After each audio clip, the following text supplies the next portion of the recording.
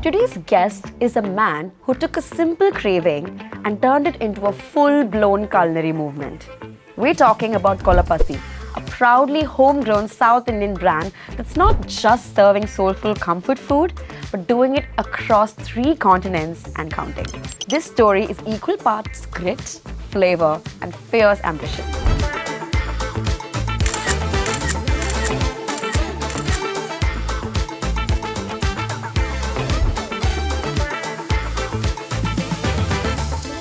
Welcome to Productivity Compass, Santhosh. It's great to have you here. The last time I saw you was 2020.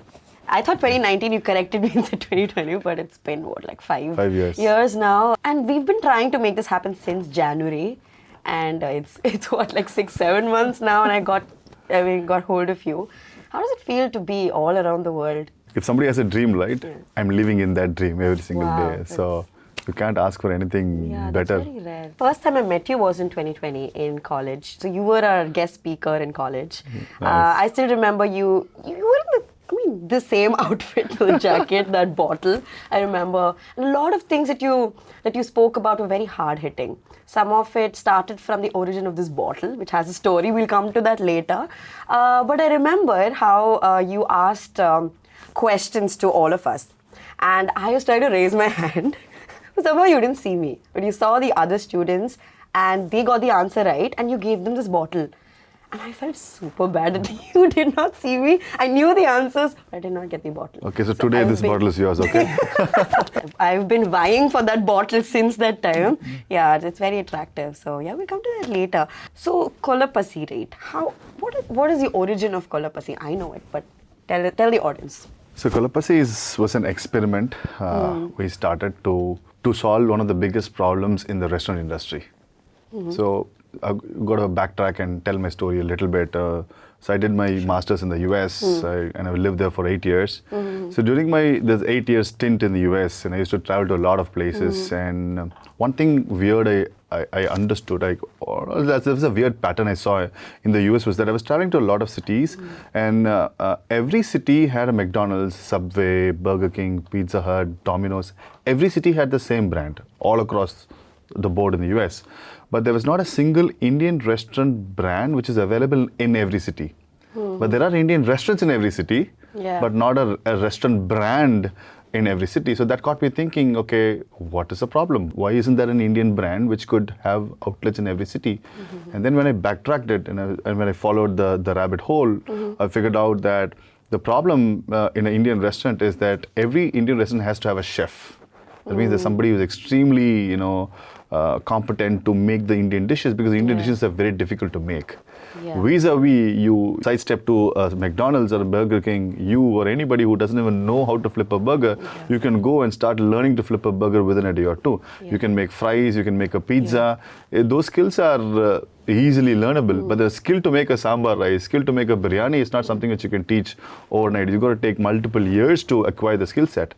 So that got me thinking, here is the rest of the world, the bigger brands where they don't have chefs, right? It's all process oriented. Anybody can come and cook model. And then we have the Indian food, which is extremely good, but we don't have people who can come and cook it from day one. So if I can remove the chef and make the model of McDonald's into a South Indian cuisine or an Indian cuisine, then the scalability is too big. Then we are solving a multi-billion-dollar problem. Not even million, it's a multi-billion-dollar problem. Because when I looked at the numbers, you have more than 30,000 McDonald's, you have 35,000 Subways, like you have 10,000, 20,000 Domino's, 8,000 Pizza Huts, and everything in thousands, and we still don't have a single Indian restaurant. So that got me thinking, and that was a problem statement I took back when I came back from India. And in 2012, we started this concept, and in 2013, we launched Kolapasi. And slowly, over the period of 7-8 years, we were able to transition into a chefless model, like a process-driven model where anybody can come in and cook and you'll get the same taste. And that's the reason today we were able to grow across multiple continents. Today, we have outlets in Australia, India, and USA. As we speak, And in a couple of weeks, which is why it's difficult to catch you. In a couple of weeks, I'm leaving again to US, and we have 8 more locations to open this year alone in the US. Amazing. Yeah. That's really amazing to hear. There is a deep philosophy here, right? For Okay. anybody who wants to do something, I say is don't start a business, okay? Solve a problem. Nobody wants your business. People only want solutions for their problem. So I wanted to ask you the name Kolapasi, right? Like it rings a bell with so many of us because it's a craving, and Kolapasi, what it does is it satisfies cravings of thousands of people across the globe. How did that name come about? Did you have to do a lot of brainstorming? Yeah, we did do a lot of brainstorming, and one thing I really learned early in the business is keeping a name is free, and why wouldn't you take advantage of it? Like when you can name your business for free, why wouldn't you take advantage of it, and why wouldn't you pick a kick-ass name which can resonate with people? Yeah. So this again stems from a philosophy called purple cow philosophy. So purple cow philosophy is that you go down the road, you got 20 cows on your right, Yeah. in a farm, you're not going to stop and take a picture. Yeah, yeah. But then if this one or the 20 is purple, you will definitely stop and you take a picture because it's something unique. Yes. Right? So in the glut of businesses, in the glut of restaurants, right, you got to stand out, you got to be unique for people to at least look up and say, hey, this guy's crazy or something, oh, this is something different. Yeah. So we use that philosophy, and that in the time when we started 2012, 13, almost every restaurant was named Bhavan, Vilas, or Mess. Period. That's Yes. it. Right? It was like so cliche, boring, regular, run of the mill. So our vision was to build a unique, peppy brand which can fight with the vis-a-vis of McDonald's or Starbucks. So we want to create a brand where all the Tamil people in the world can rally around and say, hey, dude, this is our version of McDonald's, dude. This is our version of the Starbucks, right? If you have one, we have one too. So we want to create a brand where people can connect and belong, and they just love it. And from the first time we kept the name, the first day we put the board in 2013, I think Jan or Feb, we put the board in Nelson Manikam Road. We had so many people go down the road, stop, take a picture, and go post it in Facebook. Because it was so unique, right? Now, nobody would have ever thought, like 12 years back, who would have the guts to go keep a quirky, out of the box name. Definitely, So that got us a lot of attention, lot of free PR. Even today, people love the name. And the reason we kept a Tamil name, reason we did not go for an English global name is because we wanted to represent our culture. We want to represent our heritage. And people used to say, Santhosh, the North Indians will not know Kolapasi, the world will not know Kolapasi. So be it. Do you know the meaning of Ferrari? Do you know the meaning of Lamborghini? Honda, Toyota, like, come on, man. Volkswagen, you don't know it's VRF. It's called Volkswagen. So you say Volkswagen. You're okay with that. Why are you not okay with Kolapasi? My question is, let them ask a question and we will answer. What is Kolapasi? Yeah, Kolapasi means extremely hungry in the oldest spoken language in the world. And right now we have more evidence that Tamil civilization is at least 9,000 years old. We just got some, gravings out of excavations out of Kiladi, right? So now we are the bloody oldest civilization in the world, and why wouldn't we celebrate that? Right, so I wanted to make sure that I'm going to take a Tamil name. I could have kept any English name, right? So I said, no, Tamil it is. We're going to rule the world. We're going to take this world to the world. And it also makes sense in a way that you cut iron with iron, right? You cut diamond with the diamond. You fulfill Pasi with Kolapasi. Yes, oh, I love that. So that was the idea, and that gave us a great mileage. And till today, I think I could be biased, but probably the best restaurant name for food is Kolapasi.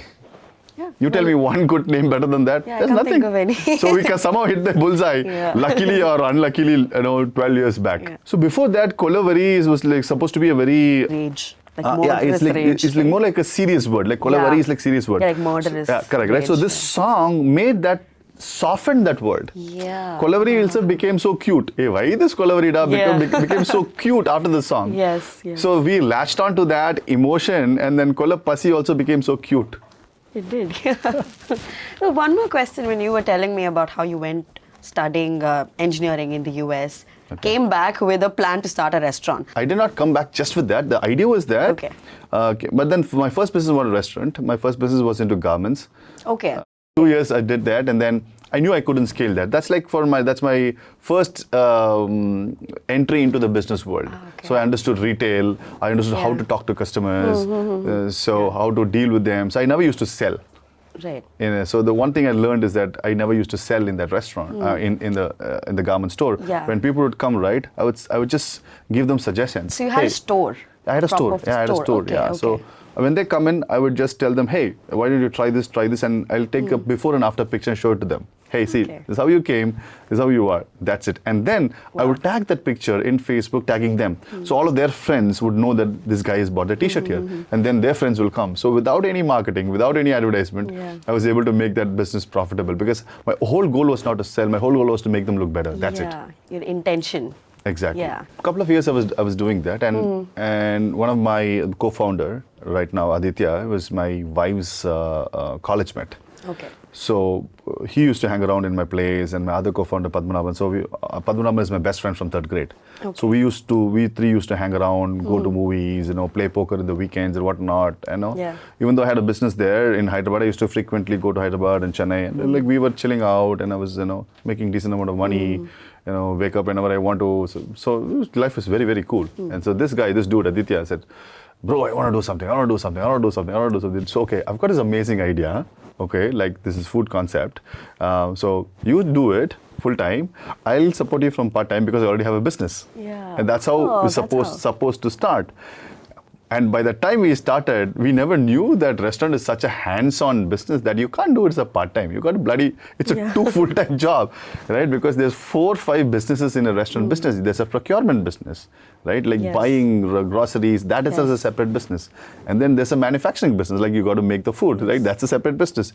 And then there's a sales and marketing, Exactly. so many, so many verticals in one business that I had to stop my garment business because I was completely sucked into it. It just got gobbled inside Kolapasi. Then there's no looking back. Yeah. And that's how it started. It's supposed to be a side project for my friend. It became the main project of our lives.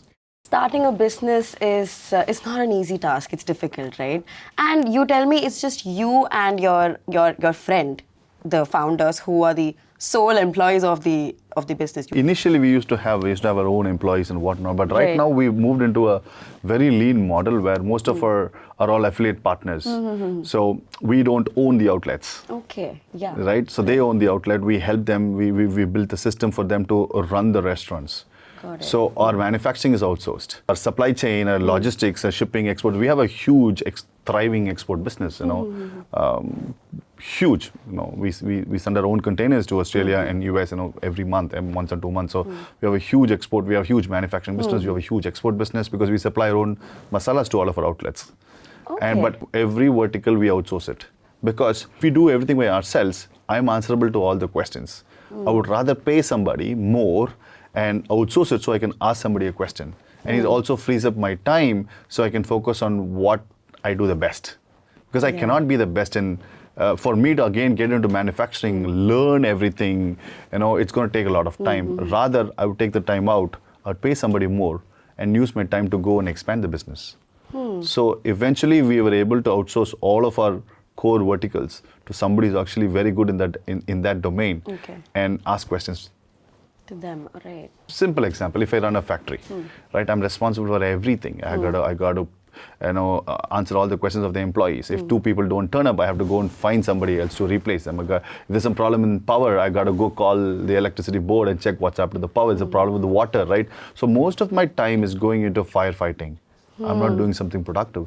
So I would rather outsource all my problems to somebody else and pay them even more than the market. So I'll get back my time. So that's project management rule number 1. Focus on the majors, outsource the minors. Now that you started expanding rapidly in like 3 continents and counting, you tell me, how easy or difficult was it for you to mark your presence in areas that nobody knows what Kolapasi is? It's easy in a way, it's difficult in its own way. But the beauty about the restaurant is restaurants are very hyper-local businesses. That means your business comes from within 5 to 10 mile radius of your outlet. 80% of your revenue is going to come from that, right? So you just have to be good there. It's not like a soap brand or a shampoo brand where everybody in the world has to know you and you have distribution across the country. So you got to be good. You got to be a player in that area. That is good enough. So you don't have to have national coverage about your restaurant. Even if you have national coverage, it's not going to help you because you're only in one city. So the way we were able to do marketing is we took care of our customers very well. So that means we solved a problem. How did we become so popular in the Western countries? Because we solved a major problem. So what is the number one problem for a person who's visiting a restaurant, a new restaurant? The number one problem is called decision-making dilemma. That means you go to a new restaurant. Let's assume you go to New York. Okay, you don't know New York. You're going to a new Indian restaurant. Okay, what are you going to order? Right? Somebody's going to come and drop you a menu card which is it's got 200 dishes in it. Right? You're going to scan. It's going to take you 10 minutes, and then you still don't know what to order because biryani in your mind is a different picture.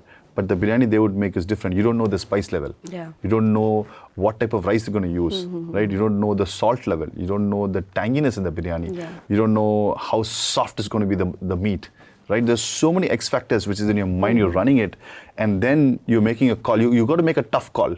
And then what if the biryani they bring in from the kitchen is not something what you like?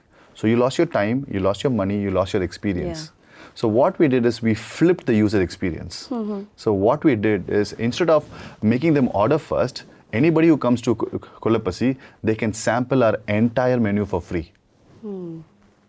So we took the mall model. So when you go to a mall, you want to buy a t-shirt, right? You would go and try that. Yeah. And if it fits you, then you would go and buy it, right? Yes. So we introduced a new model called STO.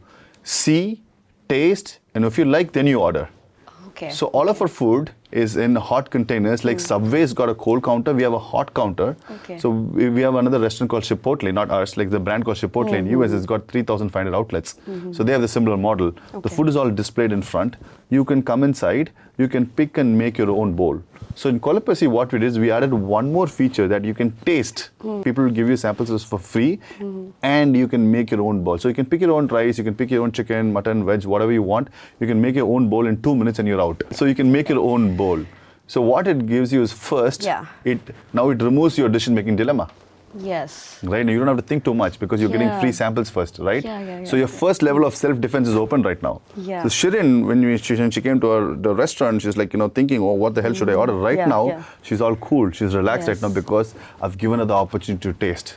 Yes. Right? Yes. Second, if Shirin goes to a typical Indian restaurant, it's going to take 30 minutes to get food onto a table. Yeah. But within here, right now, 2 minutes, she's already done. Yeah. Fifth minute, she's already started eating it. By the time she gets food in other restaurants, she's already done eating with that. So you save time. So we give you convenience. So we give you to taste, and we also serve you convenience. So these two models helped us to go viral in each of the cities. So where we didn't have to spend a lot of money on marketing. So the marketing money, we take it and funnel it as and give it to you as samples. So our goal is to take care of our customers, and the customer will bring you business. So this is another golden rule in marketing, right? 1,000 people seeing your advertisement is still not effective as one person using your product or service. So this is how the freemium model came into the picture in the software world.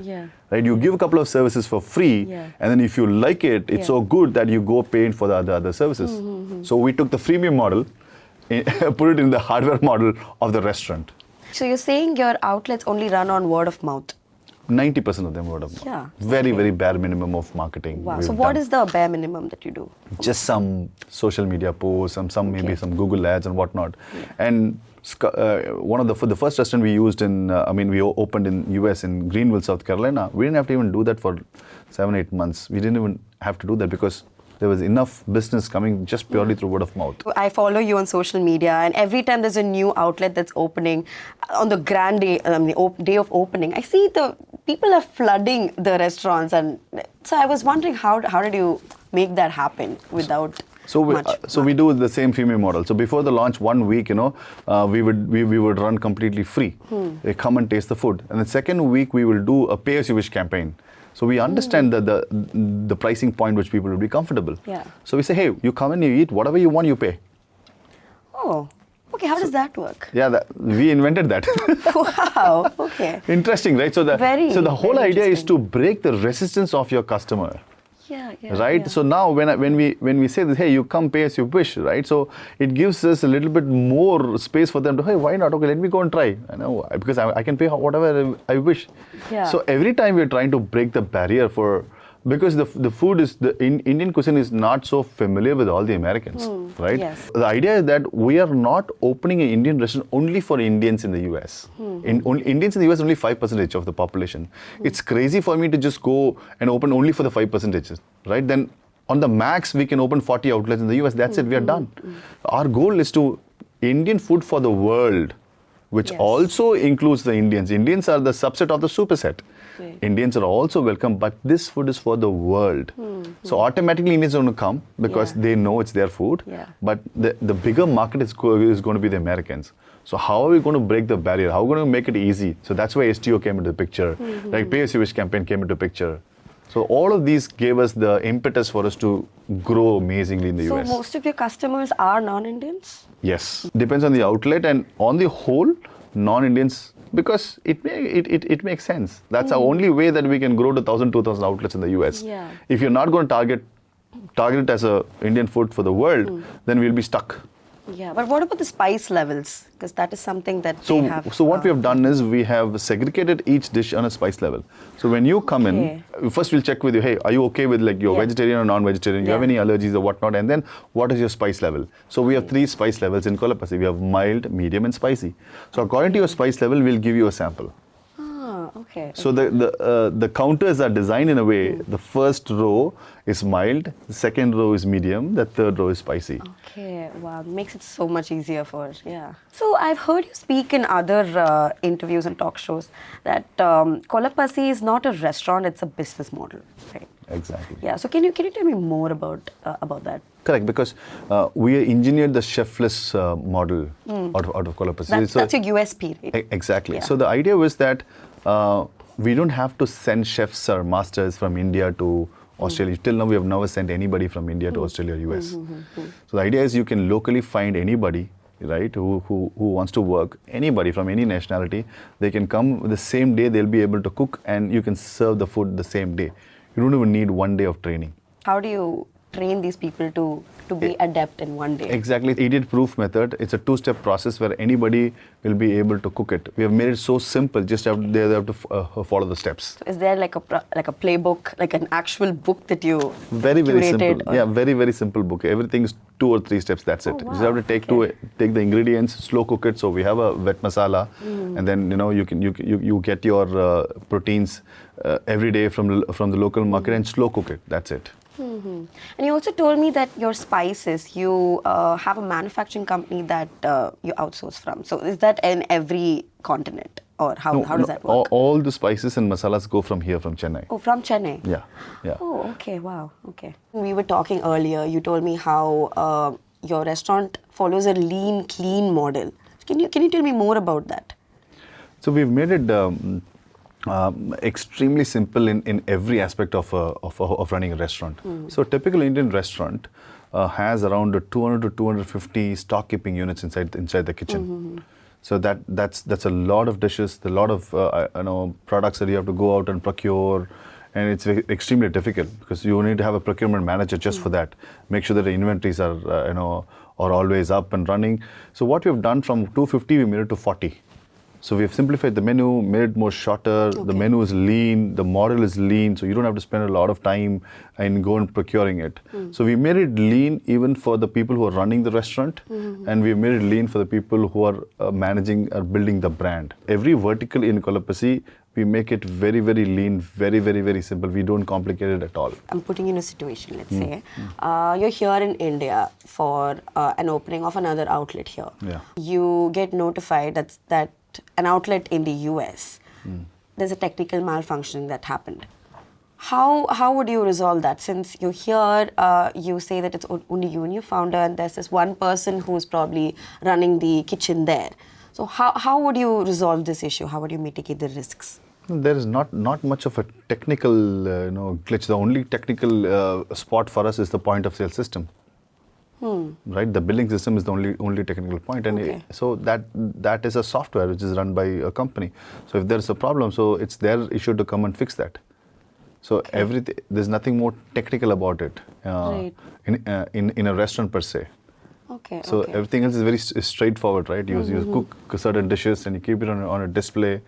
So there's not too much of like a software glitch where you can go through other than the point of sale system. That's it. Yeah. Or Okay, the interesting. online ordering system, which we don't own it. So we buy off the shelf from like Zoho. Like we have other players there. So we buy the software from them. So if it's a problem, it's a problem. It's their problem, not our problem. Yeah. Okay, have there been days when you would find yourself in the middle of chaos? Like, there's so many outlets around me, nothing's going right, and I'm losing my mind. Has that ever happened to you? The one good thing is not all the outlets always are a problem. Like it always balances out. There could be issues in one or two outlets, and other outlets are fine. So till now we have not had a problem where, because we are distributed across multiple continents, right? And there's a different timing there. When Australia outlets are open, US outlets are closed. India outlets are just about to open. Yeah. So we don't have that problem where all the outlets are, and all of them are in different systems. The point of sale in Australia is different, point of sale in the US, and so we can't have a global outage. So in that way, we are protected. What about like food? There can be a day when taste levels are not up to par. And No, that will happen. That has to happen in any restaurant. Will happen. So we have a 100% customer satisfaction guarantee. So if there's something wrong or whatnot, if the delivery is gone, if they don't like it, if they raise a complaint, we would send that money back. Simple. So we have 100% customer satisfaction anywhere across the world. so the reason why I invited you here was to understand how management, or project management rather, through your eyes. Right. How do you see it? Managing $1 million business, right? Multi-million, I'm sorry. Multi-million dollar business. How has the journey been from the time you started to where you are now? So Rika, I have a very different way, the way I look at project management. Okay, so there's something called law of energy. That means you always only have finite energy in you, right? You have only finite energy, finite time, finite resources. So to do a project successfully, you have to spend a lot more time outside to make sure that your time and energy is not going to some other place. Yeah. Right? So you have only 10 rupees in your hand, right? You can't divide the 10 rupees and put 2 rupees in 5 places. So one of the things we follow is that, right, we are very, very, very, very, very, very hyper focused on one thing. We don't do something else. So today, with our bandwidth, we can start a separate masala company and we can turn it into $1 million company within 6 months. We have the bandwidth, okay? And we have the knowledge for 12 years, which other people, not a lot of people will have it. Masala companies don't have restaurant knowledge. Right? Masala companies don't have real-time feedback from customers because they have to go make their food in their house. You will never get that feedback directly. But we get the feedback in the restaurant, right there with the customer. What level of salinity, what level of spice level, what do they want? We know exactly what we want, right? So we can. It's easy for us to sell a masala, but then we don't want to become a masala brand. Yes. We want to be Starbucks, right? We don't want to be one more MDH or Everest. There's a dime a dozen. We want to be the biggest, largest Indian restaurant chain in the world. So it's tempting for us to go into a masala business because there's a lot of money to be made, but then we have to hold ourselves because we have this project. So project management also comes with the same thinking. The more time or energy you take out and doing something else, the lesser efficient your project is going to become. So we throw all the eggs in one basket. So there's a classic proverb, right? Don't throw all your eggs in one basket, right? That's one of the stupidest thing that you can come across because your energy is limited. Yes. You can't split your energy. So imagine you got 1 liter of petrol, Shirin. You got 1 liter of petrol, right? Where are you going to throw that 1 liter of petrol? Are you going to throw on a spark? There's a small spark there, or are you going to throw on the mud? Right? If you're going to throw on the mud, it's not going to. So your energy is like that. So your energy has to go into a place. There's only one place. So if you're doing one project, you've got to give all of your energy, all of your time, all of your attention and focus in that one place so that project can grow faster. So that's the approach we take in Kolapasi. And that's the reason you delegate and outsource so much, so that you focus on what you do. Exactly. And so I understood what are my strengths and I understood what are my weakness. I'm not good in numbers. I'm not good at finance and whatnot. So that's why I have a co-founder of that. I'm very good in ideating. I'm very good at thinking about the future. I'm very good in thinking what will run, what will not run. So that's my forte, and I stay in that forte. So a lot of people try to go and fix all their minuses. I don't touch my minuses. I only see where I can grow my strengths. My strength is scaling. My strength is taking out a concept to a new country and scale it. So I stick to that. So tell me more about scaling, right? Like how has it been for you, scaling from, what you were in 2013 to what you are today? So if you have to scale, in a market where this highly competitive, you need to build a better weapon. That means if you're going to a war, right? If your opponent has knives, you need to have a revolver. If your opponent has a revolver, you need to have a single barrel gun. If they have a single barrel gun, you need to have a double barrel gun. If not, you cannot scale because somebody will come and beat you at your own game with more money. Yes. So the weapon which we built was that chefless weapon. When other people, if they have to scale, they have to go and recruit 20, 30, chefs and whatnot, right? They have to teach them, train them so much of work, right? We can breeze through that within a week. Yeah. So instead of going competing with them, you first go and prepare yourselves and build that weapon. It took us 7-8 years to come out with that chefless model. Yeah. And that is the reason today we can outbeat anybody. Yes, yes. So the recruiting, right? So how long does it take for you to recruit one person? Is just one person or is it a team of people? So for every outlet to run, we need 4 people. That's it. Only A 4 people. typical Okay. restaurant needs 8 to 10 people. We just need 4 people. Okay. And out of which there's already an owner there. So we only have Right. to hire maybe 2 or 3 people. Right. So which we can hire locally. Okay. And there is not much of a requirement. They don't have to be a chef. They need to be trained in food or whatnot. Yeah. So the pool of people you're interviewing is very, very big. Yes. If you have to hire a certain skill set, then you're looking at a very narrow market. Yeah. Right here, people with just great attitude, with good with people, good Yeah. smile, pleasant, and willing to learn. That's it. So do you interview these people while No, recruiting? I don't have to. You don't have to. You don't have to intervene I don't anywhere. have- yeah. The local people who are running that outlet, our affiliate partners, they will do the work. Okay. So how does a typical day in Kolapasi look like through the eyes of the chef, right?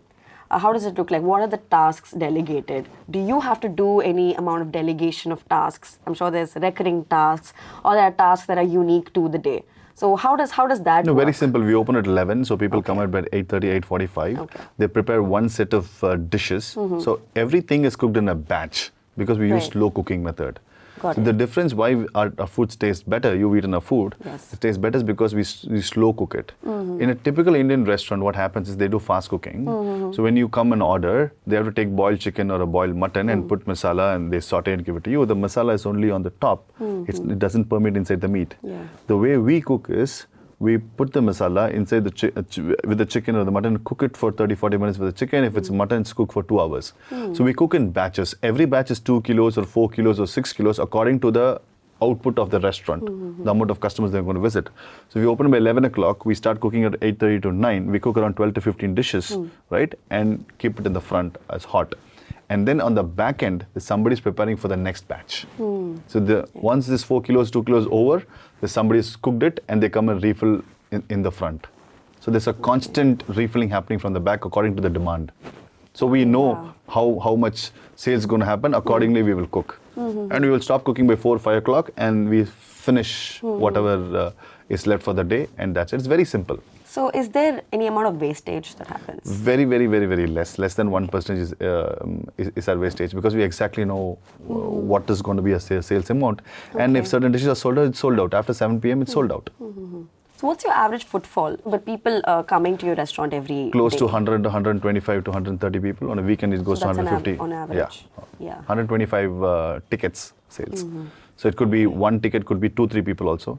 Yeah. 125 transactions, 125 transactions. Okay. Nice. Okay, so let's switch gears a little. Okay. So Santhosh, when he's not working, right, when he's not thinking about how to scale Kolapasi even further, what does Santhosh do? Santhosh is always thinking. So there's no rest to your... No, that's Right. rest for me, I'm saying, Okay. So that's where you thrive. I love doing that because Yeah. that's something I wanted to do. Why would I not? So even if I'm taking rest or whatnot, my brain is always thinking there's a supercomputer running, always, But isn't always that running. exhausting? Or I've never felt exhausting. I love it. you love it? I love it. A lot of people want to be me, right? They want to have a business, across Yes. the world. And why would I not enjoy it? Yeah. Well, yes, but hobbies or things that you do for fun. I don't have to do something else for fun because what I'm doing is already so much of fun because it includes travel, right? Includes meeting people. Let's imagine, because of that I met you, right? I've met so many people, like so many people have become amazing, good friends, close friends. One of my customers became a co-founder in the US.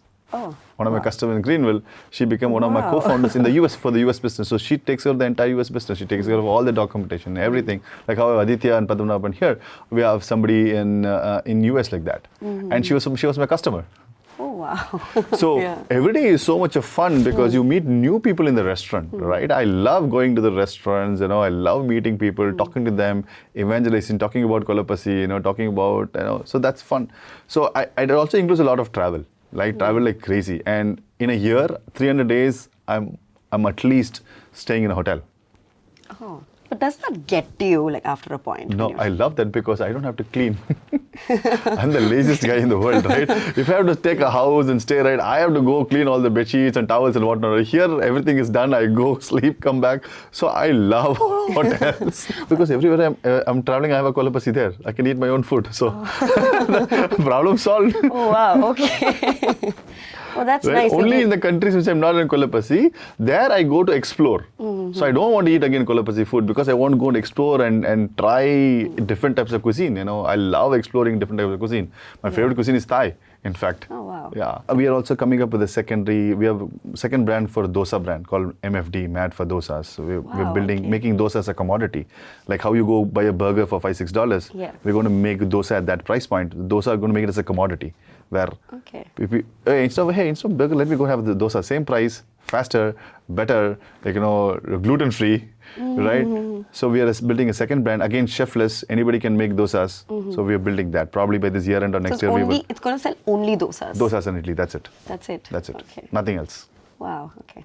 And I also know that you're selling padanis. Yeah, Neera, right? correct. Neera, right? Yeah. And this is coconut nectar. Right. So this is so since we don't sell Pepsi, Coke in any of our restaurants, right? So we started thinking, what could be the best energy drink? What would be the best drink? And then we started searching, and then we found out this coconut nectar is probably the bloodiest, best energy drink in the world. It's prebiotic, no added sugar. It comes with natural sweet taste. So one bottle of coconut nectar is equal to 5 to 6 bottles of coconut water. So it's concentrated coconut water. It's got everything in it.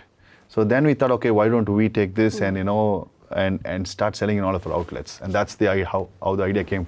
That brings me to the story of this bottle. So would you want to narrate the story? Nice. So before starting Kolapasi, so I used to go to a lot of restaurants, and the first thing that I go to a restaurant is they would keep this bottled water on me, and they would want me to buy that. So somehow that idea did not go well with me because from a young age, right, water was always free. I would go play cricket in the ground, I would go knock somebody's door, they will give me water for free. So I grew up in that culture where I've never had to pay for water. And suddenly 8 years I go back to US and come back, everybody has a bottled water in their hand, and the culture is completely changed. I said, so let me use the business to sell my own philosophy. I said, water should not become a commodity, and we will not sell bottled water. We will give free purified water at all of our outlets. So that's how, and then we wanted to sell that concept. We want to, evangelize the concept. So when we started making this bottle, and we say water is not a commodity, share love, share water, tanni ke edukku pa kaasu. That means, why do you have to pay for water? So this became a huge hit, and became, people started loving our concept. They started loving our brand. Today, a lot of people became partners of Kolapasi because they love this ideology. They said, man, if these guys don't want to make money by selling water, they got to be good. Right? They don't sell Pepsi, Coke, right? See, you can say you're good. Nobody's going to believe you, right? Action speaks louder than your word. What have you done for me to believe that you're good?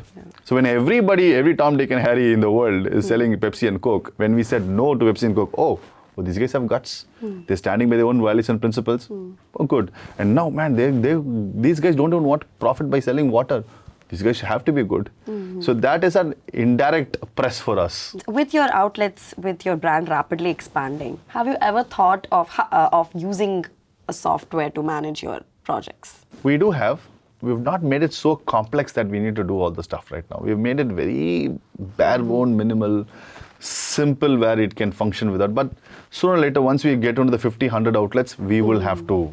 How many are you at right now? We're now 12, 13 right now. Okay. What would be your go-to Kolapasi dish? In Australia, it's mutton perotel. Because the mutton, the goat is in Australia is extremely good. So in Australia is that. All the ways is sambar rice. Oh really, sambar rice. Sambar is very, very good, right? Yeah. And the best part is there's not a single dish which I don't like. I will have in Kolapasi. I have the standard. If I don't like, I don't keep it just for the customer. Yeah. If I don't like, it will never be in Kolapasi. I have to like it. I have to eat it through 2-3 times. So is there no concept of work-life balance for you? Or if there is something like that, what is it? No, to be honest, there is no concept of work-life balance, honestly. There is no concept of work-life balance. People who talk about work-life balance don't understand what is work and life. You cannot really balance because you can't say that, okay, now let's assume your case, right? You're working here.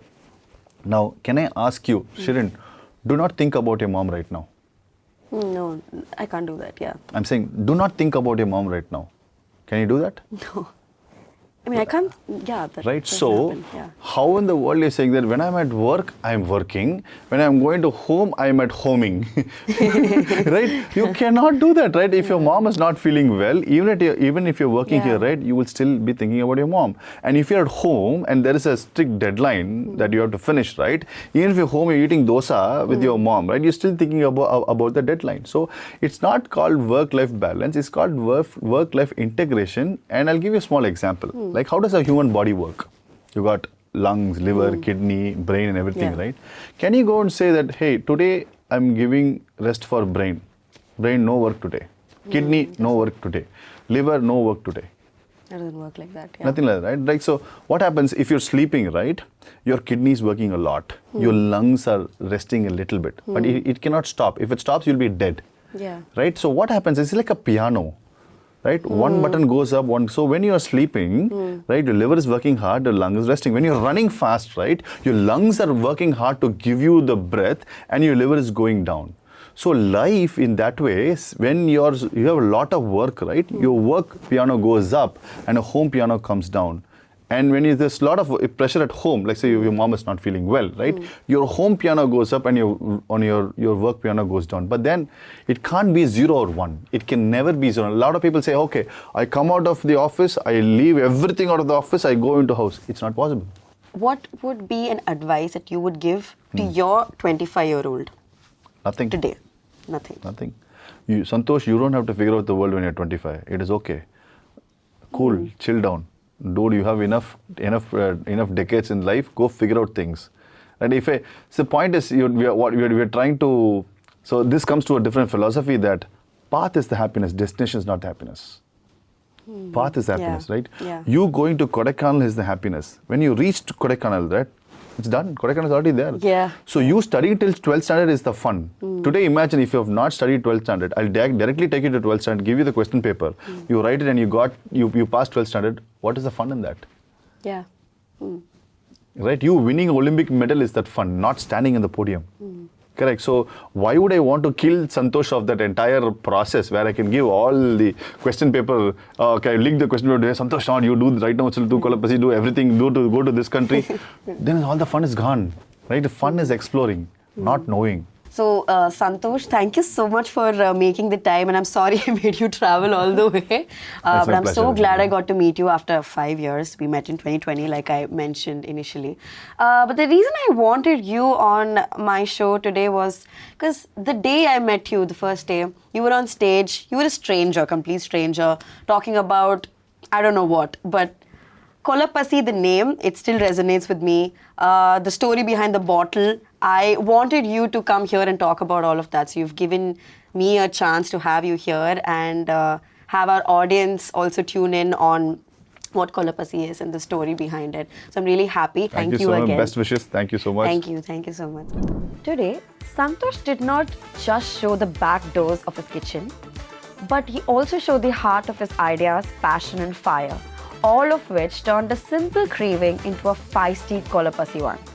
And for everyone tuning in, this is your sign to put that $1 million idea on the stove and let it cook. Oh, and while you're at it, Go ahead and treat yourself to a Kolapasi biryani.